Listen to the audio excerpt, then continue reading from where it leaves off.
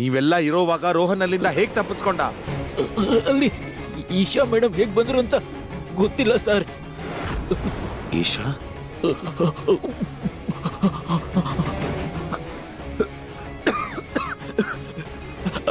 ಆ ಹುಡುಗನ ಕಾಪಾಡಕ್ಕೆ ಮೇಡಮ್ ಅಲ್ಲಿ ಬಂದಿದ್ರು, ಅವರೇ ಬಂದಿದ್ರು. ಹೌದು. ಹಂಗಂದ್ರೆ ಅವರಿಬ್ರು ನಿಮ್ ಕಣ್ಮುಂದೆನೆ ತಪ್ಪಿಸ್ಕೊಂಡು ಓಡೋಗ್ಬಿಟ್ರ?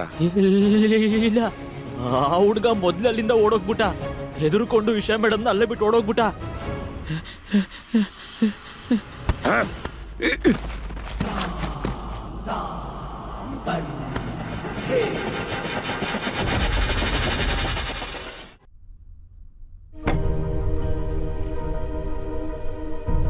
ಮನುಷ್ಯರ ಮೇಲೆ ಬೇಜಾರು ಮಾಡ್ಕೊಳ್ಳೋದ್ರಲ್ಲಿ ಅರ್ಥ ಇದೆ ಸರ್ ಆಂಟಿ. ಊಟದ ಮೇಲೆ ಯಾಕೆ ತೋರಿಸ್ತೀರಾ? ಎಲ್ಲ ಕಡೆ ನೋಡಿದೆ, ಎಲ್ಲೂ ಇಲ್ಲ.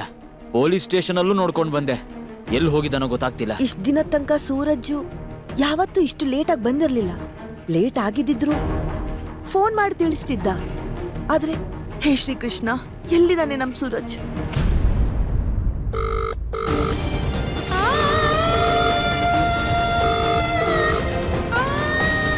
ಸೂರಜ್ ಮನೆಗ್ ಬರೋ ತನಕನೂ ನಾನ್ ಒಂದ್ ಅಗಳು ಅನ್ನನೂ ತಿನ್ನೋದಿಲ್ಲ, ನೀರು ಕುಡಿಯೋದಿಲ್ಲ. ಇಲ್ಲಿಂದ ಊಟನ ತಗೊಂಡ್ ಹೋಗ್ಬಿಡಿ. ದೊಡ್ಡ ಮನುಷ್ಯರು ಮಾತ್ರ ಸರಿಯಾದ ಟೈಮಿಗೆ ಮನೆಗೆ ಬರ್ತಾರೆ ಅತ್ತಿಗೆ, ರೌಡಿಗಳಲ್ಲ. ಅವ್ರಿಗೋಸ್ಕರ ರಾತ್ರಿ ಎಲ್ಲ ಕಾಯೋ ಅವಶ್ಯಕತೆನೂ ಇಲ್ಲ, ಊಟ ಮಾಡದೆ ಕೂತಿರೋದು ಬೇಕಾಗಿಲ್ಲ. ರೀ ಏನ್ರಿ, ಹೊಟ್ಟೆ ಹಶ್ವಾಗ್ತಿದೆ. ಈ ಸೂರಜಿಂದ ಬೆಳಗ್ಗೆಯಿಂದ ಯಾರು ತಿಂಡಿ ತಿನ್ನಕ್ಕಾಗ್ತಿಲ್ಲ. ಹಸ್ವನ್ ಬಗ್ಗೆ ಮಾತಾಡ್ಬೇಡ ಇವತ್ತು, ಕೇಳಿಸ್ಕೊಳ್ಳಿಲ್ವಾ? ಅಮ್ಮ ಸತ್ಯಾಗ್ರಹ ಕೂತಿದ್ದಾರೆ. ಅವರು ಸೂರಜ್ನ ನೋಡೋ ತನಕ ಯಾರಿಗೂ ಊಟ ಇಲ್ಲ. ನೀವೀಗಷ್ಟೇ ಆಸ್ಪತ್ರೆಯಿಂದ ಬಂದಿದ್ದೀರಾ ಅತ್ತಿಗೆ. ಟೈಮ್ಗೆ ಊಟ ತಿಂಡಿ ಮಾಡಿ ಮಾತ್ರೇನೂ ತಗೋಬೇಕಾಗತ್ತೆ. ತಿನ್ನಿ, ಬೇಗ ತಿನ್ನಿ. ನೀವೆಲ್ಲ ಯಾವ ದೊಡ್ಡ ಮನುಷ್ಯನ್ಗೆ ಊಟ ಬಿಟ್ಟು ಕಾಯ್ತಾ ಇದ್ದೀರಾ? ಅವನ್ ದೊಡ್ಡ ಮಿನಿಸ್ಟರ್ ಅಲ್ಲ, ಯಾವ್ದೋ ಕೆಲ್ಸದಲ್ಲಿ ಸಿಕ್ಕಾಕೊಂಡಿದ್ದಾನೆ ಅನ್ನಕ್ಕೆ. ಅವನೆಲ್ಲೋ ರೌಡಿಸಮ್ ಮಾಡ್ತಾ ಇರ್ಬೇಕು, ಜಗಳ ಆಡ್ತಿರ್ಬೇಕು, ಇಲ್ಲ ಯಾರ್ದಾದ್ರೂ ಕಾಲರ್ ಹಿಡ್ಕೊಂಡಿರ್ಬೇಕು. ಅವನಿಗೋಸ್ಕರ ಯೋಚನೆ ಮಾಡೋ ಅವಶ್ಯಕತೆ ಇಲ್ಲ. ಎಲ್ರೂ ಹೋಗಿ ಊಟ ಮಾಡಿ, ಹೋಗಿ. ನೀವು ಅವ್ರ ಬಗ್ಗೆ ಯೋಚನೆ ಮಾಡ್ತಿದ್ದೀರಾ ಅಲ್ವಾಪ್ಪ? ಅದಕ್ಕೆ ಹೊಟ್ಟೆ ತುಂಬಿದೆ ಅಂತ ಸುಳ್ಳು ಹೇಳಿ ನಾಟಕ ಮಾಡ್ತಿದ್ದೀರಾ ಅಲ್ವಾಪ್ಪ? ಆ ಕಡೆಯಿಂದ ಈ ಕಡೆ, ಈ ಕಡೆಯಿಂದ ಆ ಕಡೆ ಓಡಾಡ್ತಾ ಇದ್ದೀರಾ.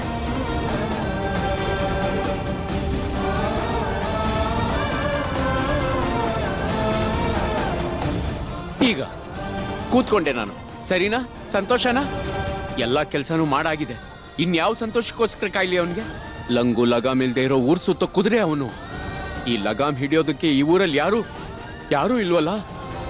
ಭಾವಂದ್ರೆ ಅವ್ನ್ ಮೊದ್ಲು ಮನೆಗ್ ಬರ್ಲಿ, ನಾನ್ ಮಾತಾಡ್ತೀನಿ ಅವನ ಹತ್ರ.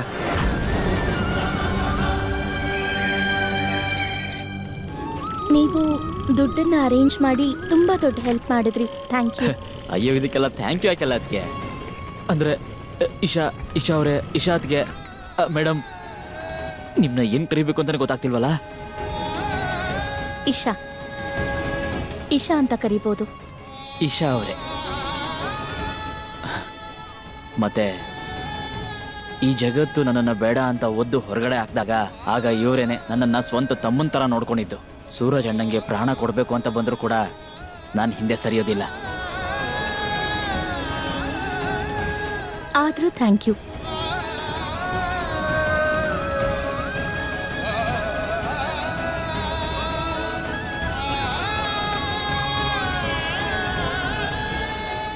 Excuse me doctor.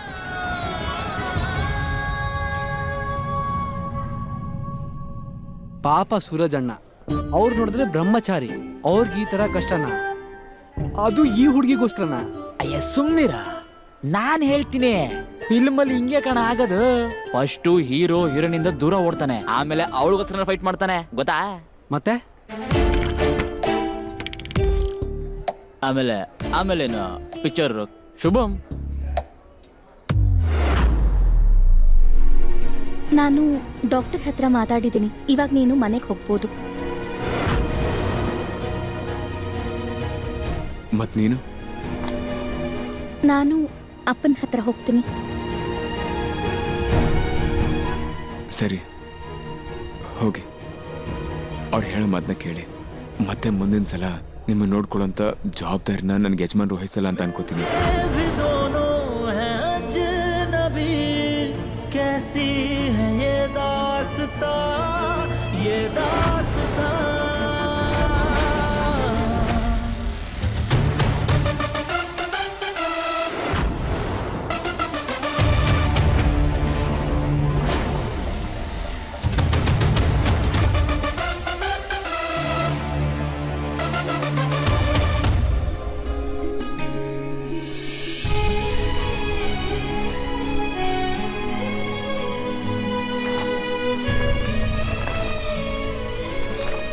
ಈ ಶರ್ಟ್ನ ತಗೊಂಡು ಹೋಗಿ ಈಶಾ ಕೊಟ್ಬಾ.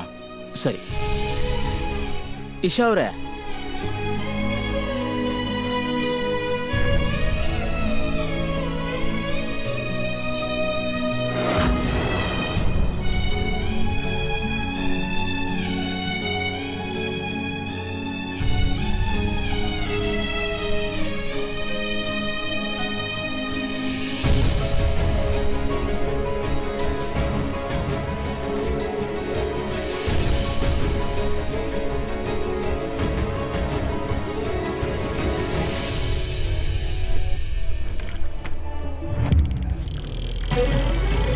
ರೋಹನ್ ಒಂದ್ಸಲನೂ ಯೋಚನೆ ಮಾಡ್ಲಿಲ್ಲ ಅವನ್ ಹೋದ್ಮೇಲೆ ರೌಡಿಗಳು ಏನ್ ಮಾಡ್ಬೋದು ಅಂತ.